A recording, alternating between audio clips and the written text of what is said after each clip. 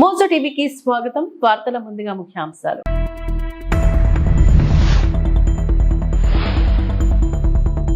జార్ఖండ్ లో ఎన్నికల ప్రచారం. జార్ఖండ్ లో కాంగ్రెస్ అధినేత రాహుల్ గాంధీ బహిరంగ ర్యాలీలో ప్రసంగం.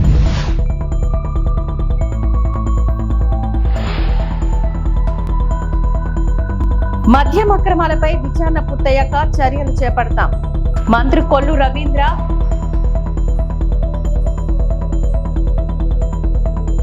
పేదల ప్రయోజనాలను పరంగా పెట్టి బిలియనీర్ల కోసం ప్రధాని నరేంద్ర మోదీ నిధులు కేటాయిస్తున్నారని ప్రతిపక్ష నేత రాహుల్ గాంధీ ఆరోపించారు.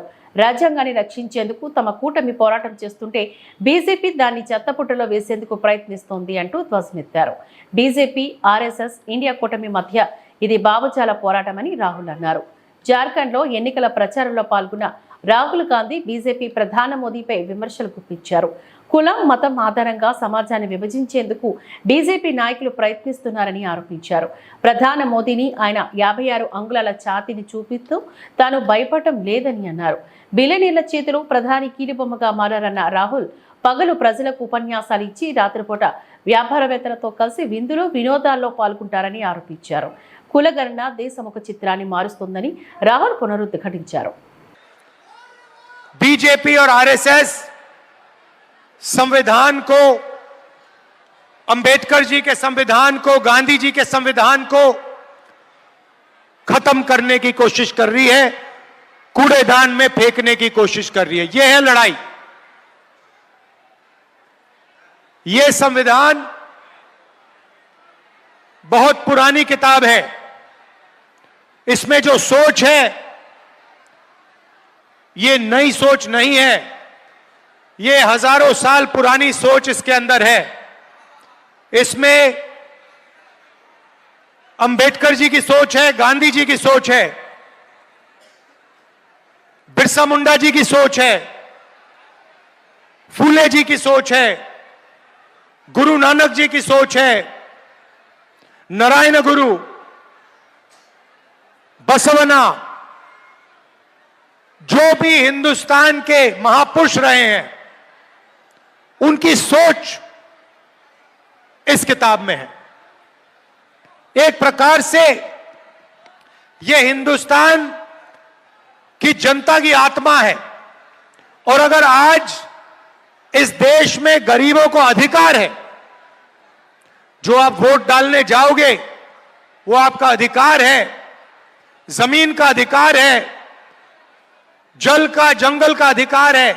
अगर वो मिला है तो वो ये इस किताब ने दिया है. इसके कारण आप लोगों को, हम सबको मिला. इस किताब से पहले ఆంధ్రప్రదేశ్ మొత్తం అప్పు 9,74,556 కోట్లు కాదని ఎవరైనా అంటే అసెంబ్లీకి రండి తేలుస్తా. గవర్నమెంట్ 4,38,278 కోట్లు. పబ్లిక్ అకౌంట్ లియబిలిటీస్ 80,914 కోట్లు. కార్పొరేషన్ డిపార్ట్మెంట్ 2,48,677 కోట్లు. సివిల్ సప్లైస్ కార్పొరేషన్ 36,000 కోట్లు. పవర్ సెక్టార్ 34,267 కోట్లు. అవుట్ స్టాండింగ్ డ్యూస్ టు ఎండాస్ అన్ని స్కీమ్స్ కలిపి 1,13,244 కోట్లు. అవుట్ స్టాండింగ్ డ్యూ టు ఎంప్లాయీసెస్ 21,980 కోట్లు. నాన్ కాంట్రిబ్యూషన్ టు 1,191 కోట్లు. ఆంధ్రప్రదేశ్ మొత్తం అప్పు 9,74,556 కోట్లు. 4,38,728 కోట్లు. పబ్లిక్ అకౌంట్ లయబిలిటీస్ అంటే ఉద్యోగస్తుల డబ్బులు కూడా మొత్తం వీళ్ళు తీసుకొని వాడేసే పరిస్థితికి వచ్చారు. 80,914 కోట్లు. కార్పొరేషన్స్ డెట్ 2,48,677 కోట్లు. సివిల్ సప్లైస్లో అప్పు 36,000 కోట్లు. డ్యూ టు పవర్ సెక్టర్లో వాళ్ళకి ఇవ్వాల్సింది 34,267 కోట్లు.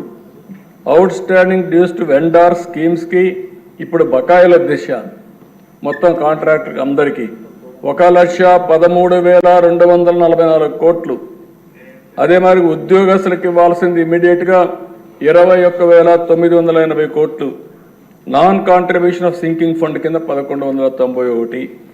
ఇవన్నీ కలిపితే 9,74,556 కోట్లు ఇప్పుడు తేలిన అప్పులు. ఇంకా తవ్వితే ఎంత వస్తుందో నాకు తెలియదు. నేను ముందే చెప్పా, ఓసారి దివాలా తీసామంటే అందరూ వస్తారు, మాది కూడా ఉందని. కానీ అది చెప్పడం లేదు కాబట్టి గుమ్మడంగా ఏం చేయాలో చేసే పరిస్థితికి వచ్చాం. ఇది కాదని ఎవరన్నా అంటే రండి, లెక్కలు చూపిస్తా. ఆ లెక్కలు చూసిన తర్వాత గుంజీలు తీస్తా. ఆశ అనుకోవద్దండి, ప్రజా జీవితాన్ని దుర్వినియోగం చేయొద్దండి. పిల్ల చేష్టలు వద్దు. లెక్కలు లెక్కలే. ఈ లెక్కల్ని ఎవ్వరు ఏమీ చేయలేరు. గవర్నమెంట్ దగ్గర మీరు అకౌంట్ దాచిపెట్టారు. ఈరోజు మేము ఏది కూడా దాపరికం లేదు. అందుకే అన్ని జీవోల్ని ఆన్లైన్లో పెట్టి. ఏలూరు జిల్లా ఉంగుటూరు నియోజకవర్గం ఉంగుటూరు మండలం కాయకరం గ్రామంలో వచ్చే నెల డిసెంబర్ 7వ తేదీ నుంచి 13వ తేదీ వరకు జరగబోయే 90వ శ్రీ వల్లి దేవసేన సమేత సుబ్రహ్మణ్యేశ్వర స్వామి వారి షష్ఠి మహోత్సవాలకు సంబంధించిన ఆహ్వాన పత్రికను ఈరోజు విజయవాడలో ఉంగుటూరు ఎమ్మెల్యే పచ్చమట్ల ధర్మరాజు ఆవిష్కరించారు. వారితో పాటు రాష్ట్ర కొప్పల వెలమ కార్పొరేషన్ డైరెక్టర్ మాజీ జడ్పీటీసీ సభ్యులు చింతల శ్రీనివాస్, కైకరం గ్రామ సర్పంచ్ సలగాల గోపి, ఎన్డీఏ కూటమి నాయకులు, కార్యకర్తలు, షష్ఠి ఉత్సవ కమిటీ సభ్యులు తదితరులు పాల్గొన్నారు.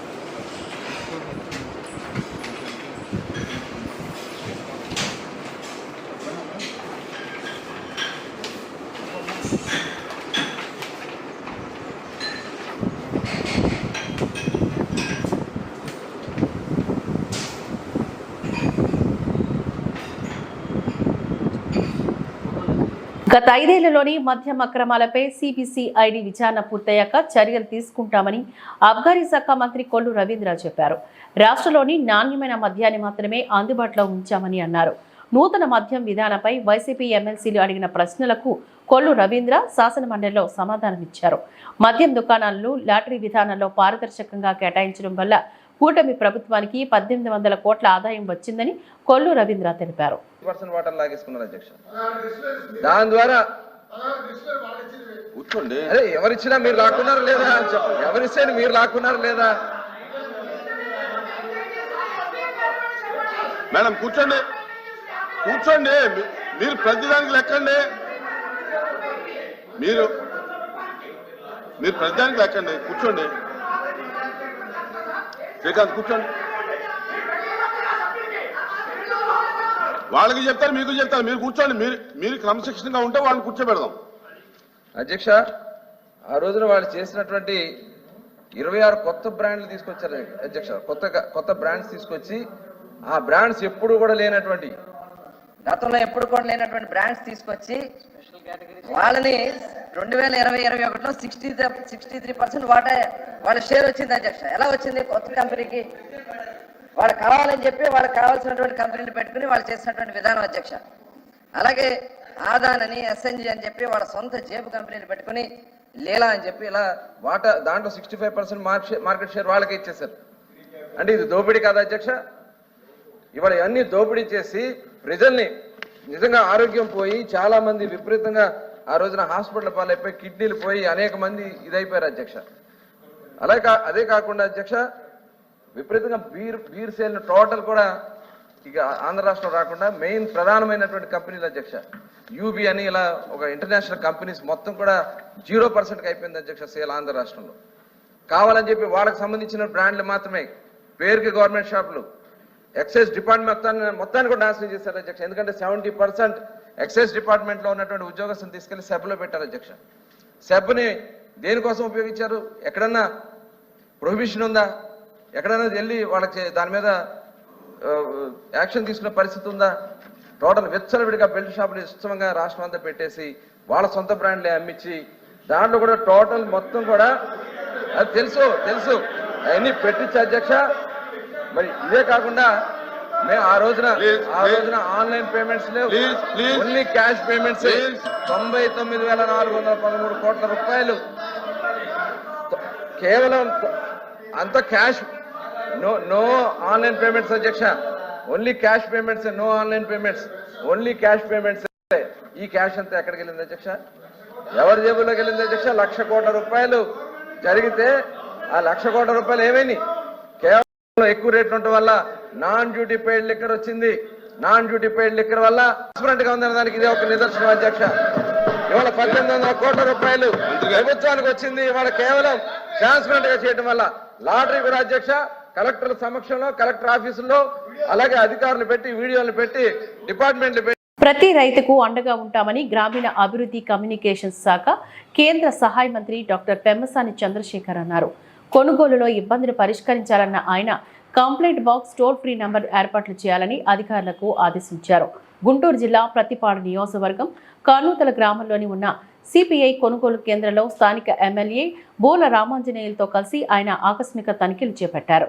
ఈ క్రమంలోనే రైతులు నష్టపోకుండా చూడాల్సిన బాధ్యత అందరిపైన ఉందని చెప్పారు.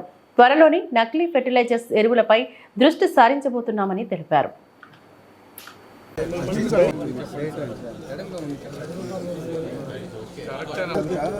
మిర్చి లాస్ట్ టైం 36,000 వరకు వెళ్ళింది సార్.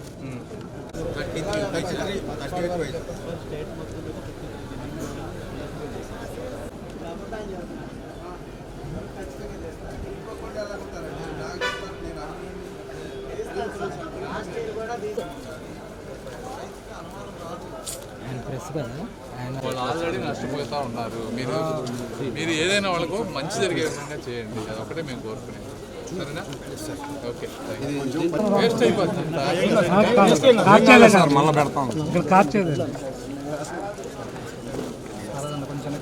ఓకే. ఏది మాయిశ్చర్ ఏది టెస్ట్ సైడ్ చాలా 10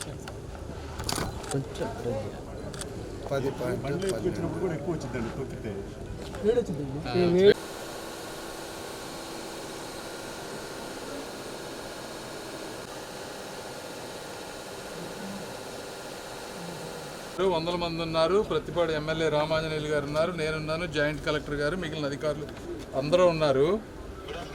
గుడ్ ఆఫ్టర్నూన్. ఏం లేదు, ఇప్పుడు మనం ఈ సిసిఐ సెంటర్స్ అన్నింటిలో ప్రతి కొనుగోలు మొదలు పెట్టామా లేదా?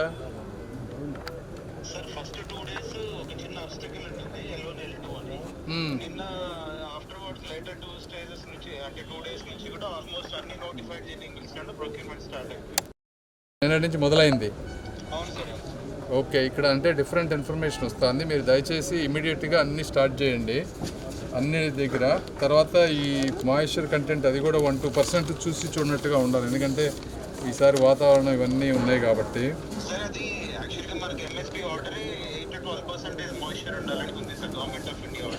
అవును, నేను మాట్లాడేది 13, 14. ఓకే ఓకే, అర్థమైందంటే పరిస్థితులను బట్టి చూసుకోండి, అది నాకు అర్థమైంది. బట్ మీరేంటంటే ఆ బేసిస్ మీద వాళ్ళు పాపం లోడ్లు తీసుకొచ్చి ఇక్కడ పెట్టినప్పుడు మీరు వెనక్కి తీసుకెళ్ళండి అంటే వాళ్ళు వెనక్కి తీసుకువెళ్ళలేక మధ్యలో దళారులతోటి తక్కువ కొనిచ్చే. మీరు అది అవేర్నెస్ క్యాంపెయిన్స్ బాగా రెగ్యులర్గా చేయాలి. అవి చేసి మధ్యలో వచ్చిన వాళ్ళని మాత్రం కొంచెం ఇబ్బంది పెట్టకుండా చూసుకోండి దయచేసి.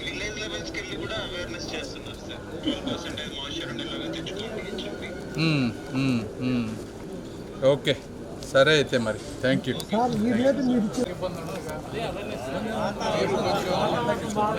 వాళ్ళు అక్కడి నుంచి లోడ్లో ఎత్తుకొని వచ్చి ఇక్కడ పెట్టిన తర్వాత మళ్ళీ వాళ్ళు వెనక్కి తీసుకెళ్ళాలంటే కష్టం. మీరేనేది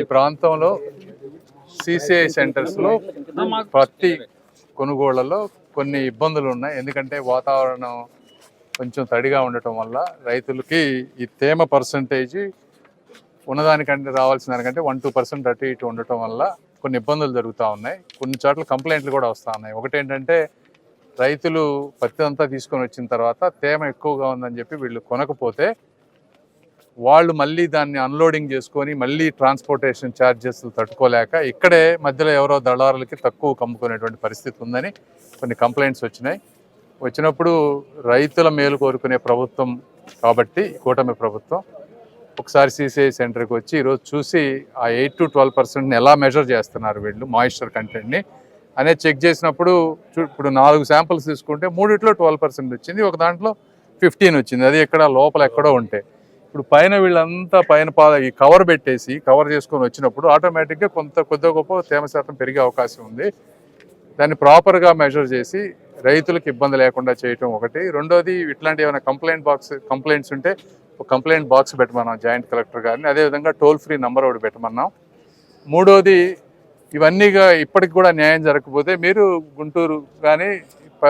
గుంటూరులో రామాంజనేయులు గారి ఆఫీస్కి కానీ నా ఆఫీస్కి కానీ వచ్చి మీ కంప్లైంట్స్ చెప్పండి. అదేవిధంగా మిగిలిన CCI సెంటర్స్లో కూడా సైమల్టేనియస్గా ప్రతి కొనుగోలు జరగాలి. జరిగినప్పుడు కొంత కాంపిటీషన్ తోటి వాళ్ళకు కొంచెం బెనిఫిట్ జరిగేటువంటి అవకాశం ఉంది. ఎందుకంటే ఈరోజు రైతులు చూస్తే వాళ్ళకి 15 క్వింటాలు బండాల్సింది 7-8 క్వింటాలు బండి వాళ్ళకు ₹1,00,000 పెట్టుబడి అయితే 70 అంటే ఈ minimum central government minimum support ప్రైస్తో కొన్నా కూడా ఈ రోజున ₹20,000 నష్టపోయేటువంటి పరిస్థితిలో వాళ్ళు ఉన్నారు. వాళ్ళని ఇంకా ఇబ్బంది పెట్టడం అనేది కరెక్ట్ కాదు. వీళ్ళు కూడా బాగానే చేస్తూ ఉన్నారు. ఇక్కడ ఈ సెంటర్ వరకు ముఖ్యంగా చూసుకుంటే అన్ని సెంటర్లో కూడా ఇదే విధంగా ఉండాలి అనే ఉద్దేశంతో ఈరోజు విజిట్ చేశాం. Thank you.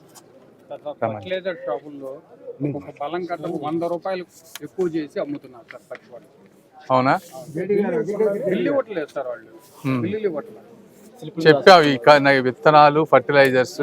నేను నిన్న కూడా ఒకసారి విజిలెన్స్ వాళ్ళతో మాట్లాడి మేమిద్దరం మళ్ళీ వస్తాం, తిరుగుతాం, మళ్ళీ ఇంకొకసారి చెప్తా ఉన్నాను ఫర్టిలైజర్ షాపుల కానీ ఇంకోళ్ళకి కానీ దయచేసి మీరు రైతులను దోచుకోవద్దు.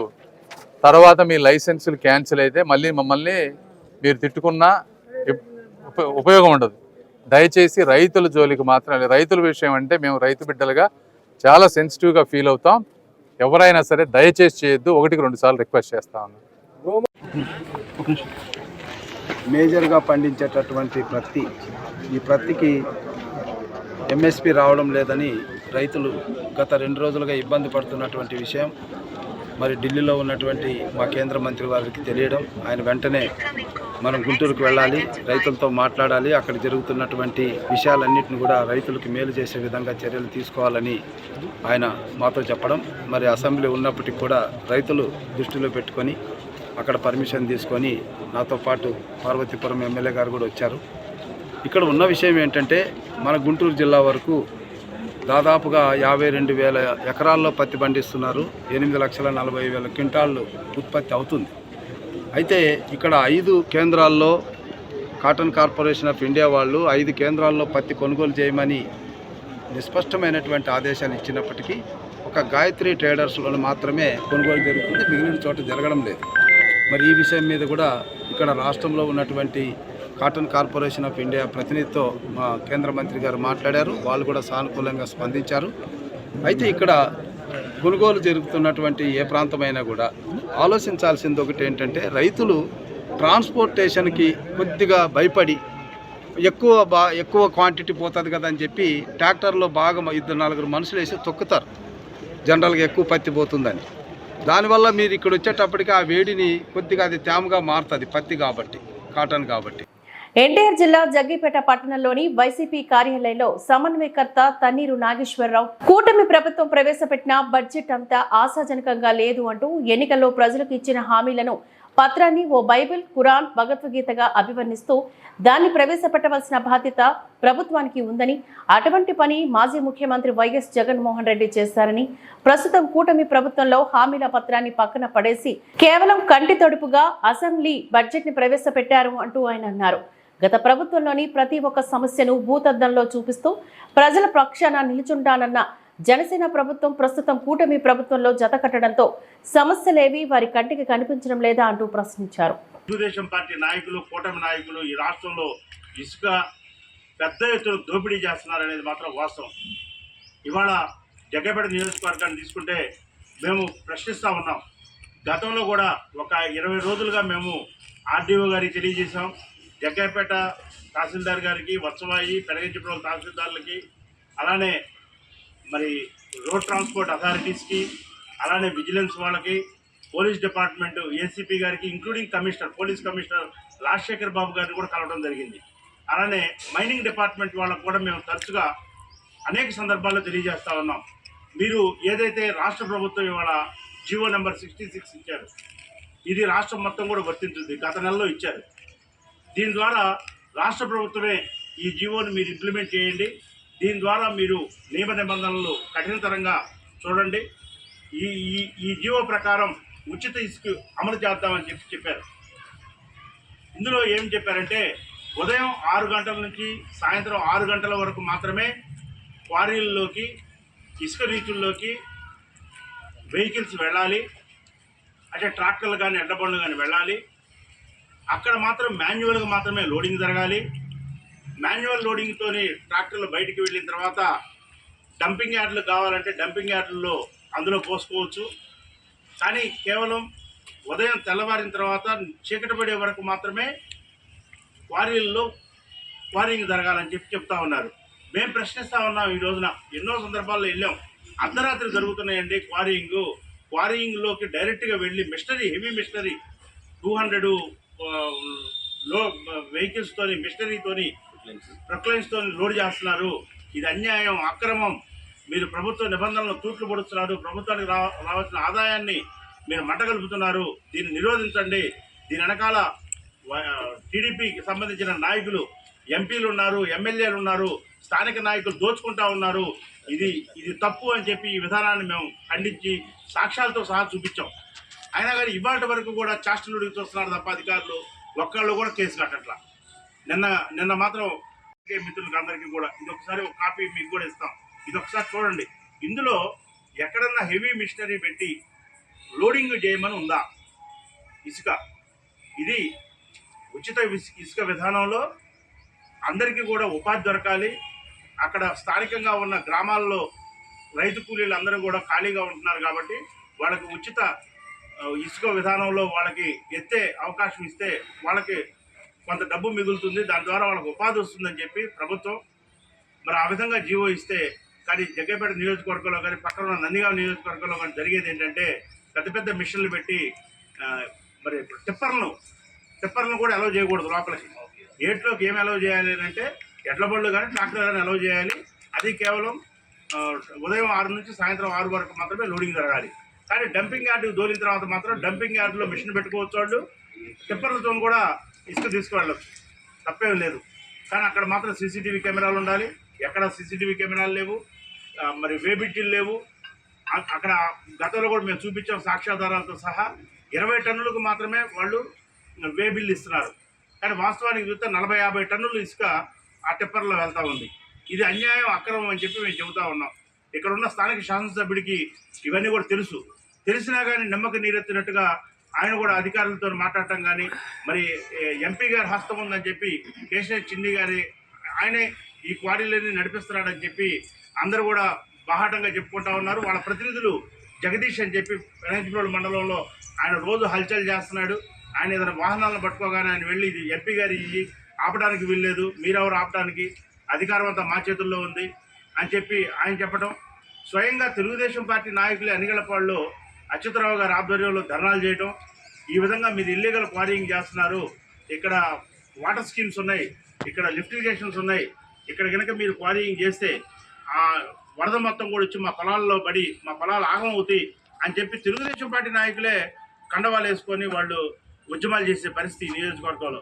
మరి మేము ప్రశ్నిస్తూ ఉన్నాం ఇక్కడ శాసనసభ్యుడిని, మీకు ఇంత బాహాటంగా, ఇంత నిర్లజ్జగా, ఇంత నిస్సిగ్గుగా ఇసుక దోపిడీ జరుగుతూ ఉంటే ఈ నియోజకవర్గంలో మీరిచ్చిన జీవోల సాక్షిగానే మేము అడుగుతా ఉన్నాం, ఎందుకు మీరు మరి మౌన దీక్ష వహించారు అని చెప్పి అడుగుతా ఉన్నాం. ఎందుకు మీరు ప్రశ్నించట్లేదని అడుగుతా ఉన్నాం. ఎందుకు మీరు అధికారులని అడ్డగించట్లేదని అడుగుతా ఉన్నాం. ఎందుకు అధికారులని వారి విధుల్ని చేయించుకోవడానికి మీరు ఎందుకు ప్రోత్సహించట్లేదు అని చెప్పి ఈ రోజున మేము స్థానిక శాసనసభ్యుని అడుగుతా ఉన్నాం. ఇందులో మీ వాటా ఎంత అని చెప్పి అడుగుతా ఉన్నాం. ఎంపీ గారి వాటా ఎంత, మీ వాటా ఎంత, లేకపోతే స్థానిక తెలుగుదేశం పార్టీ నాయకుల వాటా ఎంత అని చెప్పి అడుగుతా ఉన్నాం. వాటా లేకపోతే నియమ నిబంధనలు పాటించమని చెప్పి మీ ద్వారా మేము అధికారులను అడుగుతా ఉన్నాం. అందరికీ కూడా అధికారులకు చెప్పాం. ఎంత చెప్పినప్పటికీ కూడా ఏమాత్రం కూడా స్పందన లేదు ఈ నియోజకవర్గంలో.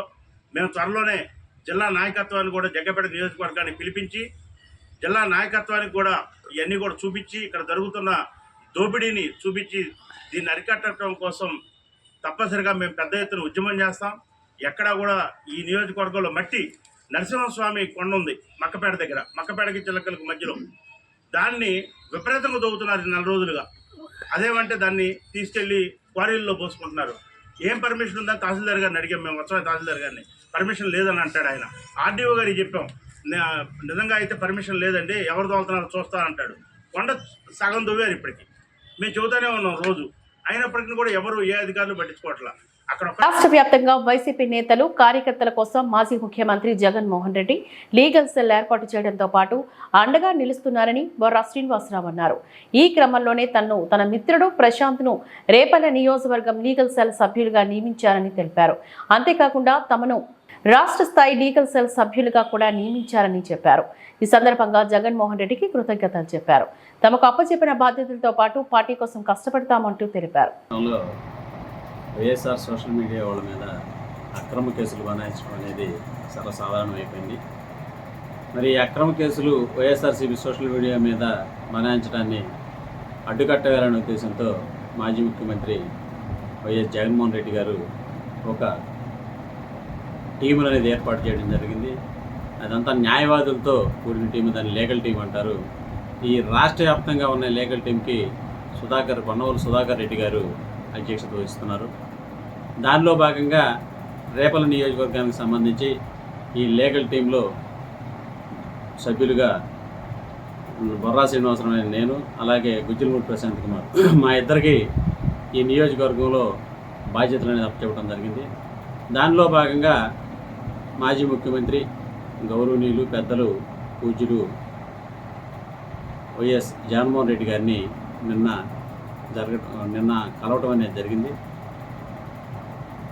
రాష్ట్ర వ్యాప్తంగా జరుగుతున్న దాడులను ఖండించడం కోసం మరి ఏదైతే ఈ టీంని ఏర్పాటు చేశారో మమ్మల్ని ఇద్దరిని కూడా ఈ రాష్ట్ర టీంలో సభ్యులుగా చేర్చమని చెప్పి పొన్నవోలు సుధాకర్ రెడ్డి గారికి చెప్పడం అనేది జరిగింది.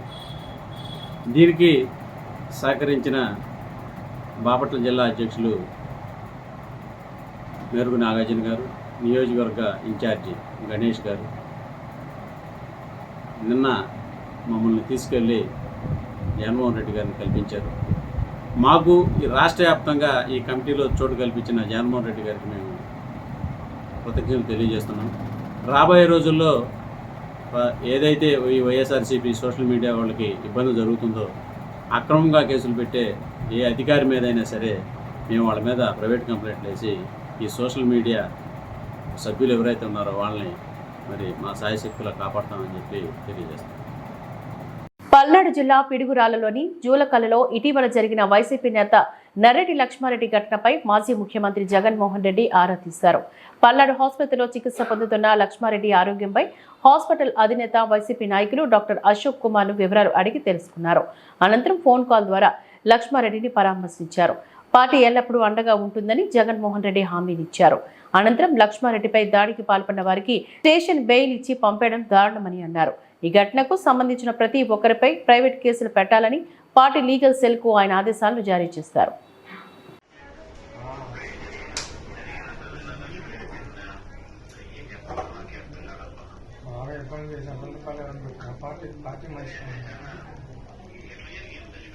పొలం పెట్టి నీళ్లు పెట్టుకొని వస్తున్నాను. పొలం నుంచి పార్టీ కోసం పనిచేసినానని రెండు కాళ్ళు ఏర్పడ్డాను.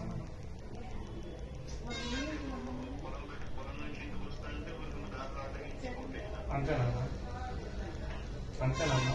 నేను పార్టీ కోసం సేవ చేశాను. 14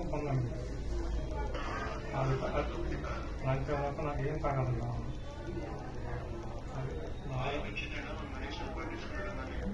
ఒకసారి వచ్చి చూసిపోయినాను, అంటే 1 నిమిషం ఉండిపోయినాను, 2 నిమిషాలు ఉండిపోయినాను.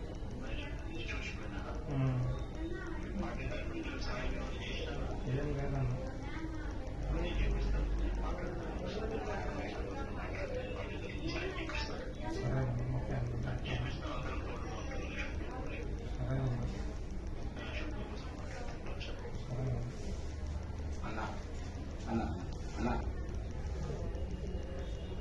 నేను చేస్తానన్నా, నో ప్రాబ్లం అన్నా. నేను చూస్తాను. ఇప్పుడు మన వాళ్ళందరూ కొద్దిగా ఇక్కడ ఇబ్బంది ఉన్న వాళ్ళందరూ ఈ స్టేషన్ కానీ కదా మన లాయర్ దగ్గర కానీ నేను మాట్లాడుతున్నానన్నా. డెఫినెట్గా నేను పార్టీ తరఫు నుంచి తప్పకుండా. ఈ వార్తలు ఇంతటితో సమాప్తం. నమస్కారం.